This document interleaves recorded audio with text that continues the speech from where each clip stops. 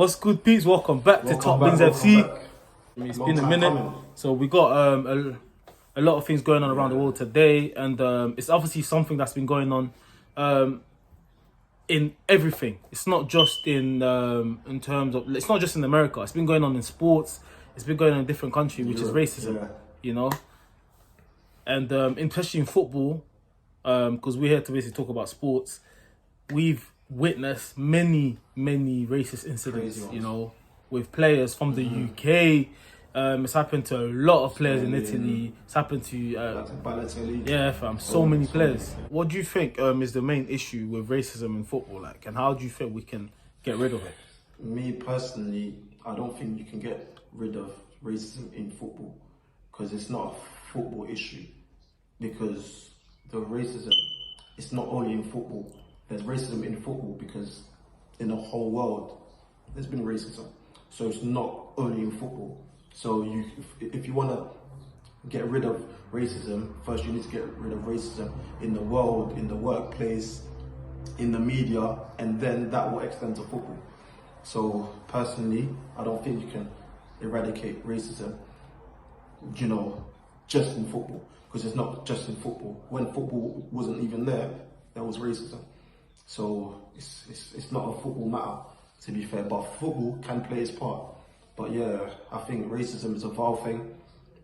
It should have been happening. It shouldn't be happening in this time and age, but it's happening. So we need to deal with it. Like what have you seen? What's going on in the media? What certain players and certain, you know, ex-players have been saying. Yeah, obviously I've seen ex-players just tackle the incident, saying that it's the deep-rooted racism in football, and obviously we've had many players who've taken stances where they've walked off the pitch. If you remember, Eto'o done it.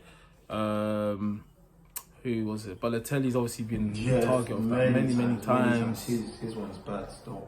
And UEFA obviously tried to put things in place to, you know, in terms of giving players like life bans and all of these things. And there's been a big debate about whether players should walk off or not. And it's like, it's just very unsettling because there's no exact rule to decide how you should really react to that incident, because everyone's got different temperament. You get me? Someone might not take it, like we've seen Eto'o decide to walk off, and there's some that just might carry on, and then their way of basically tackling it is by performing and then, you know, helping a team win. But it's not good enough, because racism shouldn't even be in the first place.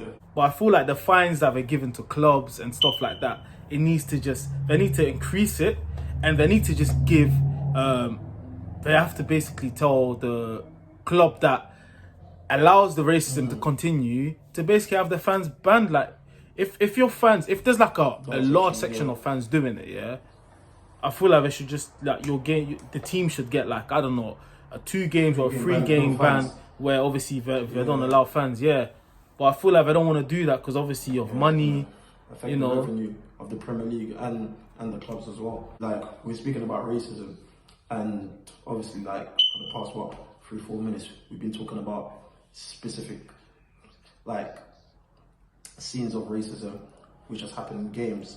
But what I want to talk about as well is the racism that people get. Like, I don't know, there's not a lot of black managers there who have. Yeah, we was gonna get into that as well. So it's not only racism when the players are playing and then I know the fans are chanting racist songs and whatever. There's racism behind closed doors in the boardrooms. You know, the CEOs of these top clubs are not, you know, assigning black coaches when they have the same experience as, you know, all these other coaches that are getting assigned. So these clubs are getting signed up by the club. So for me, it's not just specific incidents during the game, it's overall behind the scenes as well. We saw Raheem speaking about it, like you know, in a country there's a lot of black players, a lot of black coaches. There's not enough black coaches getting the real jobs, whereas the likes of the Frank Lampards, Steven Gerrards, as soon as they finish up football, straight they've got a job. Whereas a black player with the same, medals as them, the same experience as them, would get pushed away. He won't even get like a small interview. I saw York as well from Man United. York, he was speaking about it as well, saying that he's been to many clubs, Aston Villa, and York has won the Champions League with Man United.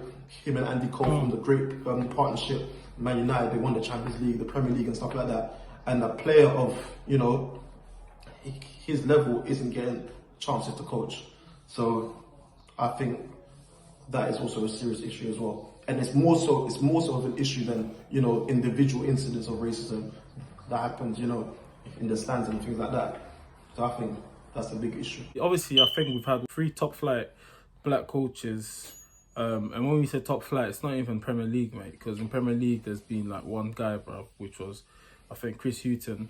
Oh yeah, no. To be fair, in the Premier League, we had Paul Ince, but he had a short stint very short stint. I think it was at Hull City or Wolves or something like that. Paul Ince had opportunity. I don't even remember. That's how mad it is. Yeah, anyway. it was very short.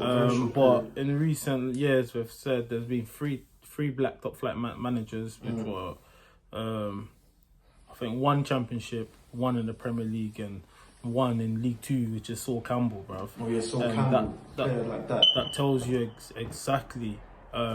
We even saw Gary Neville, who went from being a pundit straight into managing a first class team. Valencia, right? Yeah, he went to manage Valencia straight away. That will never happen for a black man. Never. First class jobs. Gerrard goes to manage Rangers, and we've had obviously Lampard, who's at Chelsea right now. Yeah. And we know this anyways, and that goes all the way. It's mad. Like if you think about it, though, he's at one of the biggest clubs in the UK. From Derby, where what he spent like a season, isn't it? Yeah. To coaching one of the best teams in English football in the space of 3 years. It's crazy, man. That's crazy. That's what happens, though. That's what happens. That goes all the way down, though. It's not even just in top flight football. It's in even non-league football. It's all of that. Racism is obviously, it's just more disguised, especially in this country. It's just more disguised. They try to act like they're doing a lot to allow many races to do things, but the reality is they don't. Because even when you go down to non-league, it's the same thing. It's almost the same thing. Like most of the coaches are white, and then you face the issues with like these coaches that come and bring their own players, and then some black players also. There's so much talent even in London. So many players, even like I came for today. So much. Some of them are saying the same thing. It's just long. Like it's just they make it so difficult to even break into the team. You have to work 10 times harder than a white player to even have an opportunity. So Facts. It's really deep. So I feel like at some point people are gonna have to just raise more awareness and fight for that as well. When other things, obviously, there's more serious things going on right now. But I feel like the next step is when it comes to sports, people are gonna have to do more. I feel like more black famous players, and not even just football players, sports general. Personalities need to really talk about it and really put pressure on them to do something about it. No, yeah, of course. Nah, man, what you're saying is complete facts, but what, do you have any solutions? Apart from... Mate, there's no solutions right now, man. We can only fight until there's some sort of justice, but there's no solutions because obviously all the people at the top ultimately are the ones that need to know what to do with the situation.